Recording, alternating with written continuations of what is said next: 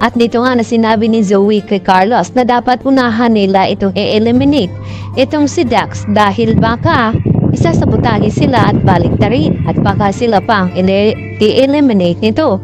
Subalit maya-maya nga ay may tumawag kay Zoe at dito nga nagulat ito na kung paano nakakuha ng cellphone itong si Moira na nasa kulungan nga ito. At dito naman na ipinaliwanag ni Moira na wag na daw isipin kung saan siya nakakuha ng cellphone at wag na rin daw isipin itong si Dax dahil sa araw na iyon ay hindi na nga ito masisilayan pa.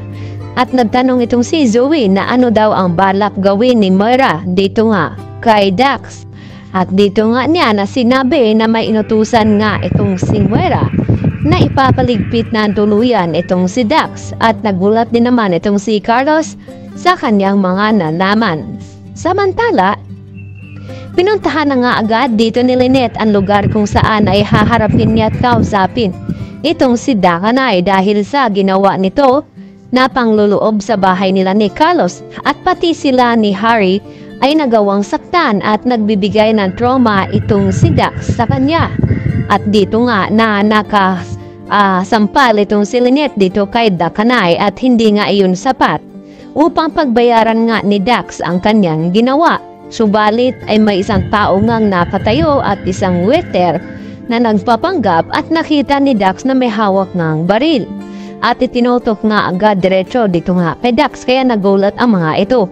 Buti na lamang ay naroon itong si Annalyn at may escort naman itong si Dakanay kaya agad na naka-alerto at nakakuha ng mga pulis upang matimbog naman itong lalaki na inutusan ni Moira at ni Nina. At dito nga nahawakan at nahuli nila ito.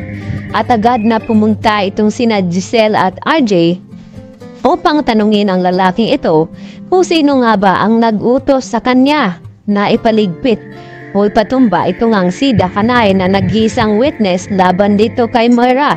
At napilitan naman itong lalaking ito na sabihin na si Moira din at Nina ang nag-utos sa kanya na ipatumba itong kaisa-isang witness nang sa gayon ay wala nang titistigo dito kay Moira sa kanyang kaso at mas mapabilis ang paglaya dito ni Moira.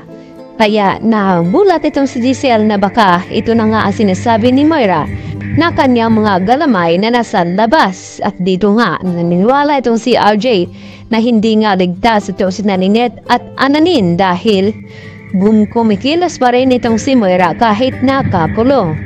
At pati na rin itong si Zoe ay talaga namang sinang-ayunan ang lahat ng plano ng kanyang ina. Lalo pa ngayon na narinig ni Justin na sinasabi rin ni Zoe sa lalaking iyon na kaya din daw niyang ipapaligpit itong si Dakanay.